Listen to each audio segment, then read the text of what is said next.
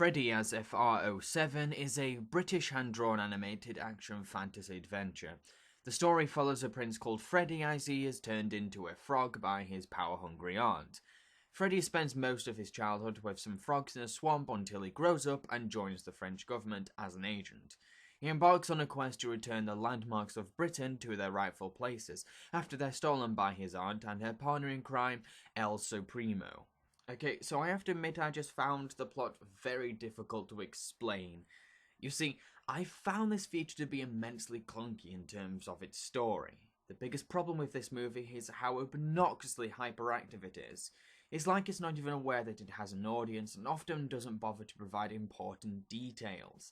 The narrative seems to be plagued with two major gaps because the script didn't take the time to explain certain things. Like, we aren't even told about how Freddie went from being a frog prince stuck in a swamp to an agent of the French government. How did this come about? How did Freddie end up becoming a secret agent? The second major gap has to be the lack of explanation for why Freddie's aunt has ended up joining forces with this El Supremo guy. There's no exposition on how they met or what they mean to each other. Sure, it's hinted that they have this romantic connection, but it's not entirely clear. It also doesn't help that El Supremo has no backstory. You can't skip past important information like this. It is not the audience's responsibility to come up with a reason about how something happened in a film. That role belongs to the filmmakers. They are the ones telling the story. My other issue has to be with Freddie's powers. Yes, he has magic powers. They are passed on from his father, the king. While these powers don't make Freddie perfect, they aren't fully explained. Sure, we get the idea that when he uses magic, it drains his energy, but there's a lack of explanation concerning certain things that happen in the film. Like, Freddie later owns a car that's alive and called Nicole. How was Nicole made? How is she alive? I mean, stating that Freddie has magic powers is not enough to explain things like this. In previous scenes, all we see is that Freddie can use his powers to lift rocks. So how can Freddie go from lifting rocks to bringing cars to life? There are no scenes that focus on the background of this car's creation, she just exists. I'm also not sure if Freddie is immortal or not. I mean, the film opens up in period France, then many scenes later, when Freddie is an adult, he's living in the modern era. It's a huge jump. Even if Freddie is supposed to be immortal, then it's never explained how he has gained immortality. The same can be said about his aunt, who is still alive in the modern era too. If you're going to have ambitious ideas for a film, then give the audience a chance to understand your story. Respect them and share things that will help them be engaged with your film. You cannot force your audience to accept sudden force changes that go unexplained. Oh, you could defend the film by saying, oh, it's just a cartoon. It's an ambitious cartoon. This isn't a Looney Tunes short. It's a feature animation that's trying to tell a large-scale fantasy story. There's a big difference between what you can accept under 5 minutes with a short cartoon and what can make sense in an hour-and-a-half animated movie. Also, like I said before, you cannot explain things in a fantasy movie by just saying, it's magic. That's just lazy. Magic needs rules applied to it. It needs to be explained. Now, not only is the story pretty messy, but the humour is also very lacklustre.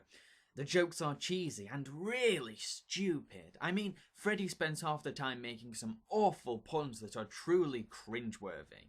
Freddie himself is kind of charming and cool, but he's irritatingly overconfident at times, which makes him come across as self-indulgent and arrogant. He also never shows any fear. This kind of wound me up because it took away any realism in his character. To connect with a character, he or she needs to show how alive they are by displaying a range of emotions, which is something that Freddie doesn't do. Freddie also has a love interest in the film, Daphne, who works for the British government. While she is smart and tough, she lacks any personality and spends the majority of the film being overtly suggestive and flirty. It's like her main purpose is to be sexy to Freddie. I found this to be kind of sleazy as a character portrayal. It doesn't help that the first thing she does when she meets Freddie is flash him, which is nonsensical to say the least.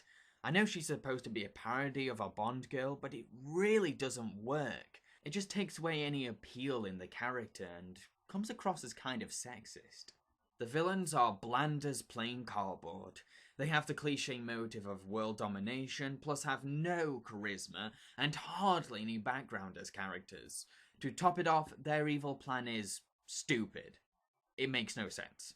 They're stealing national landmarks to drain their life force and change the positive influence of Britain's ancestors into a negative influence. And apparently this erases all history as we know it, which makes everyone fall asleep.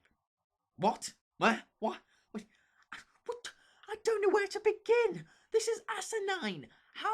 I can't comprehend how such an inane plan even works. I mean, what connection is there between landmarks, ancestors, and sleeping? Since when do buildings have bloody life forces? Also, if history was erased, wouldn't everything have disappeared?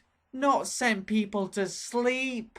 I can kind of see what the writers were trying to come up with, but they made it come across as way too convoluted. Now, while the animation is fluid, active, and energetic, it seems to have too much energy. Characters rarely stay still, and this can be agitating to watch. It's like the animators were afraid of making the characters come across as wooden, so they kept them constantly moving non-stop. You don't have to make your characters jolt about frantically to achieve good animation. They also need to pause and have some subtle movement as well. Even a small boiling effect to the lines when a character stands still can still convey some life in them. The designs, on the other hand, are marvellous. The characters are an eclectic mix of interestingly wacky characters, and a majority of the backgrounds are a beauty to behold. My favourite being a villain's inventive lair. It's in the form of a giant snake ship with a threatening stature, and has lavish interior rooms. Now what about the voice cast? Well, it's brilliantly impressive because it's a mix of such British acting talents as Ben Kingsley, Prunella Scales, Nigel Hawthorne, Jonathan Pryce, and the always wonderful Brian Blessed, who lends his distinct booming voice to El Supremo. I personally love Brian Blessed in whatever role he's thrown into, even if the movie is terrible, and the rest of the cast put their entire energy into their parts. They all seem to take their characters very seriously, and we forget that these are, in a sense, celebrity voices. The music score is pretty fun. It jumps between jolly and pleasant to exciting and epic. There are two musical numbers. One is called Evil Mania, sung by Freddie's aunt. It's funky and catchy. The other is Shy Girl, sung by the Loch Ness Monster, which is decent and progresses into a variety of genres. However, while these songs are acceptable to listen to, they are irrelevant because they waste the story's time and convey nothing important at all. They don't have any reason for existing in the narrative because they serve no purpose, which is unfortunate because they're not half bad. Now, apparently this movie is based on some bedtime stories that the director told his son, which is a cute source material for a movie. However, this does not excuse the film from its lazy storytelling. These bedtime stories should have been polished to better suit a theatrically released animated feature that cost about £1 million. Just because your film is aimed at children doesn't mean that you can be airheaded about your narrative. You should respect your viewers no matter who they are. Many children's movies have managed to tell quality stories before. The best of these movies have stood their time because they are intelligent enough to even appeal to those children when they've grown up. To conclude, Freddie as F.R.O.7 is a cluttered mess with a horrendously weak plotting and unappealing characters. However, it's sometimes decent to look at, and its saving grace is its stellar cast of top-notch British acting legends. I give it 2 slimy green stars out of 5.